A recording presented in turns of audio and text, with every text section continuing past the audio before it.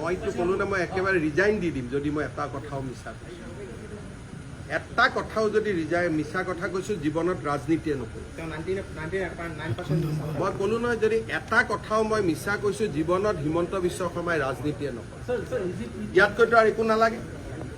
আৰু যদি এক কদম বেছি কৈ যায় মই এনেকুৱা প্ৰতিজ্ঞা কৰি দিম যে মই ঘৰতে নাযাওঁ যদি মই এটাও কথা মিছা কৈছোঁ জীৱনত মোৰ ঘৰতে মই নুসুমাম তাতকৈ আৰু কিবা ক'ব লাগে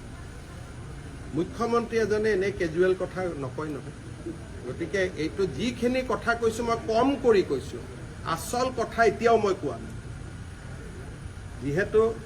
পাতল কথা ক'ব নাপায় সেইকাৰণে মই যিমান কথা ক'ব লাগে তাতকৈ বহুত কম কৈছোঁ 10 ছেপ্টেম্বৰত ইয়াতকৈ বেছি আপোনালোকে শুনা পাব বাংলাদেশত আৰে বাংলাদেশটোতো ভাৰতৰ কালিলৈকে শ্বেখ হাছিনা থকালৈকে ভাৰতৰে প্ৰদেশ আছিলে বাংলাদেশ আৰু ভাৰতৰ মাজত মৈত্ৰীৰ সম্পৰ্ক আছিলে বৈৰীৰ সম্পৰ্ক নাই এইটোতো 3 মাহৰ কথা ইউনুছ বাংলাদেশৰ প্ৰেচিডেণ্ট হোৱাৰ পিছত মই গৈছোঁ নেকি বাংলাদেশতো আমি চৰকাৰী ডেলিগেশ্যন লৈ গৈছোঁ বাংলাদেশত নুমলীগড় ৰিফাইনেৰীয়ে তেল পঠিয়ায় বাংলাদেশৰ প্ৰাণ জুচ আমি ইয়াতে কিনো বাংলাদেশ আৰু অসমৰ সম্পৰ্ক আমাৰ কোকৰাঝাৰ যোগীঘোপাত আমি মাল্টি মডেল লজিষ্টিক পাৰ্কে খুলিছোঁ যাতে বাংলাদেশত বস্তু পঠাব পাৰোঁ এডভান্টেজ আছাম 1ৰ সময়তো গৈছোঁ চৰকাৰে টিকট কাটি পঠাইছে বাংলাদেশ আৰু পাকিস্তান একে নেকি কাক বুৰ্বক বনাব খুজি আছে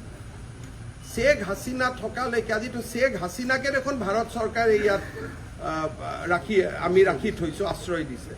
কাক বুৰ্বক বনাব খোজে বাংলাদেশ আৰু পাকিস্তান আজিৰ বাংলাদেশ নহয় শ্বেখ হাছিনা থকাৰ বাংলাদেশ আজি তুলনা হয় নেকি পাকিস্তানৰ লগত এইবিলাক কাক বনাব খোজে ইমান অসমৰ মানুহক ইমান বুৰ্বক বুলি ভাবিব নালাগে না